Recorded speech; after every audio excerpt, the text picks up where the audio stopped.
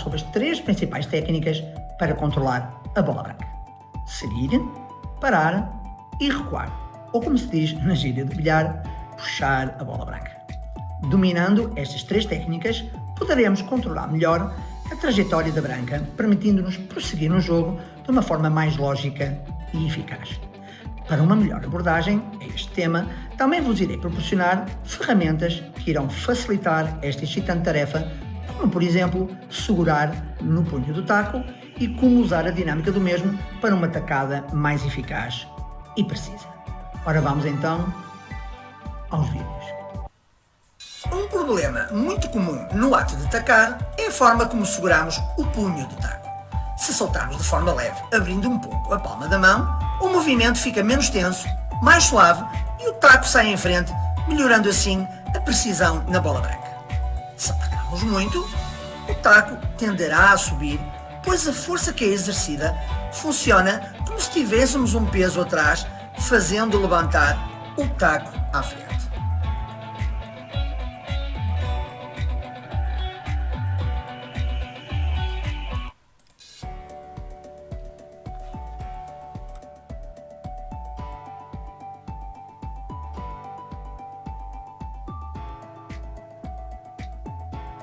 Segurando levemente o punho do taco, abrindo suavemente a mão, conseguimos com que o taco saia a direito.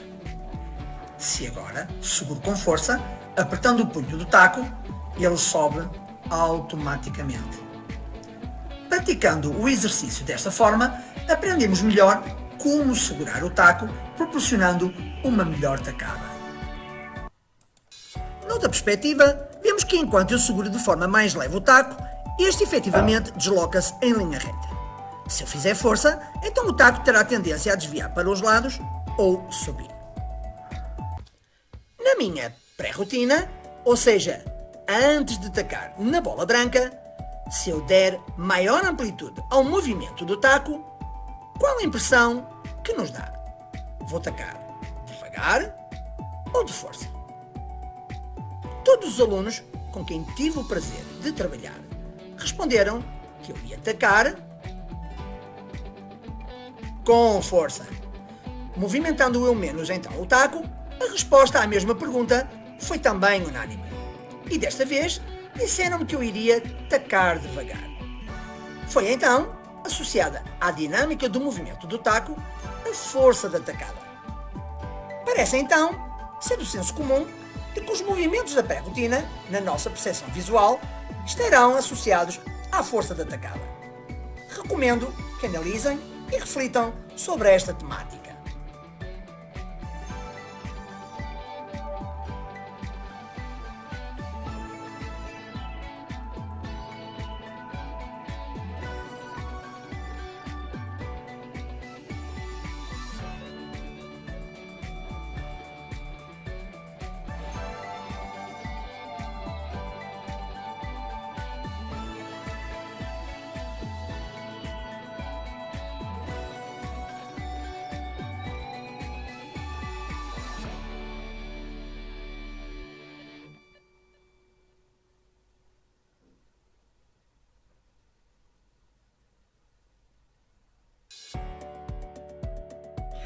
Comecemos então com o seguir a bola branca. Para fazer a bola branca avançar após o impacto com a bola objeto, devemos utilizar a sua parte superior. Devemos então dividir esta parte superior da bola branca em 3 níveis. Quanto maior for o número do nível em que acertamos, mais a bola branca seguirá a bola objeto. Partindo do princípio que estamos sempre a usar a mesma força, se acertarmos, por exemplo, no nível 1, a bola branca, após o impacto com a bola objeto, andará menos do que em relação, por exemplo, ao nível 2 ou ao nível 3, respectivamente. No primeiro exemplo, vou utilizar um nível 1 de efeito superior, usando pouca dinâmica. Observamos então que a bola branca se movimenta pouco após o impacto. No segundo exemplo, vou utilizar agora um nível 2 e dou um pouco mais de dinâmica.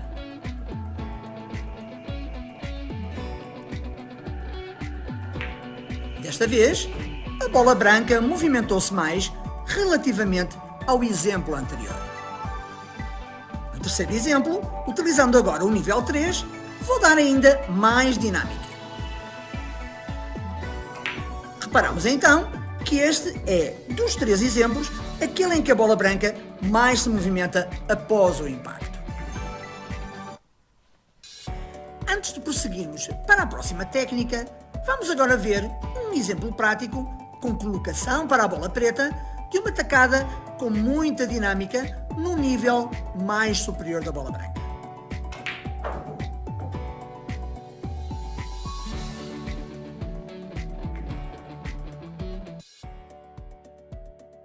Vamos agora ver como fazer recuar ou puxar a bola branca.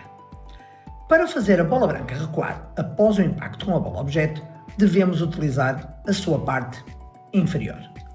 Vamos então dividir esta parte da bola branca em 3 níveis. Quanto maior for o número do nível em que acertarmos, mais a bola branca recuará após o impacto. Partindo do princípio que estamos a usar sempre a mesma força, se acertarmos no nível 1, a bola branca, após o impacto com a bola objeto, recuará menos do que em relação, por exemplo, ao nível 2 ou nível 3, respectivamente. No primeiro exemplo, vou utilizar o nível 1 de efeito inferior usando pouca dinâmica.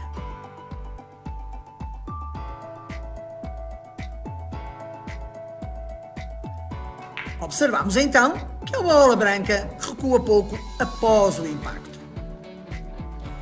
No segundo exemplo, vou utilizar agora o nível 2 e dou um pouco mais de dinâmica.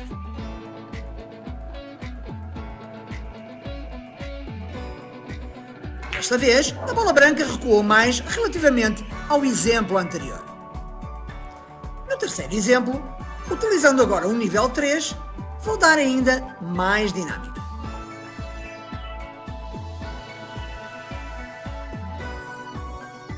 Reparamos então que este é dos 3 exemplos aquele em que a bola branca mais recua após o impacto. Antes de passarmos à última técnica, vamos agora ver um exemplo prático com colocação para a bola preta de uma tacada com muita dinâmica no nível mais inferior.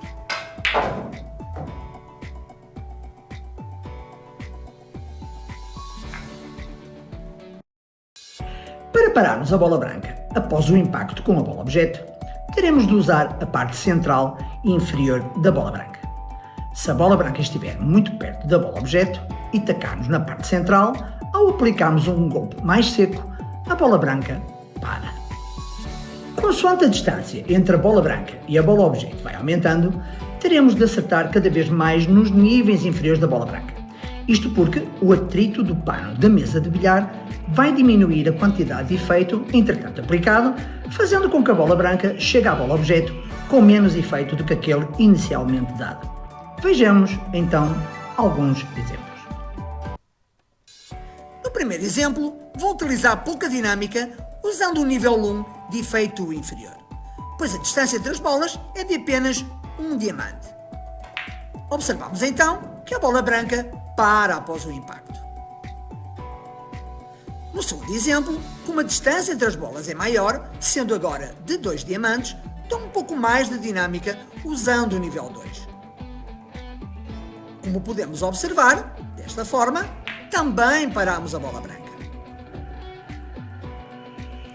No terceiro exemplo, sendo a distância ainda maior, agora de 3 diamantes, utilizo ainda mais dinâmica usando agora o nível 3. Também, nesta situação, conseguimos parar a bola branca. Existem 2 tipos de tacada que nos permitem fazer parar a bola branca. A primeira é um tipo de tacada mais forte e seca. Na minha opinião, esta tacada tem 2 inconvenientes. O primeiro tem a ver com o facto de que ao usarmos uma força maior, aumentamos a cadência do braço de tacar, possibilitando mais os desvios do mesmo, diminuindo a sua precisão. O outro inconveniente é de que a bola objeto, ao ser projetada com maior velocidade, terá menos margem de erro em relação ao buraco, pois vai acionar mais a ação da borracha nas tabelas perto do mesmo. Vejamos então um exemplo.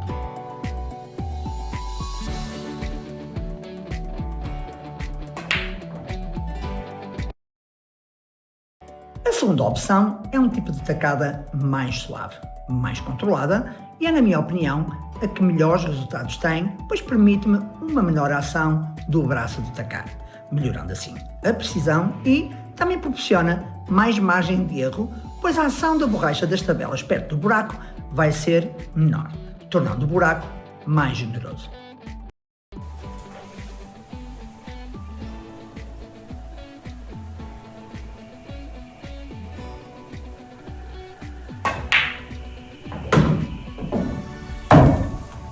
Para finalizar este episódio, vamos ver um exemplo prático com colocação para a bola preta de uma tacada com grande dinâmica usando o nível 3.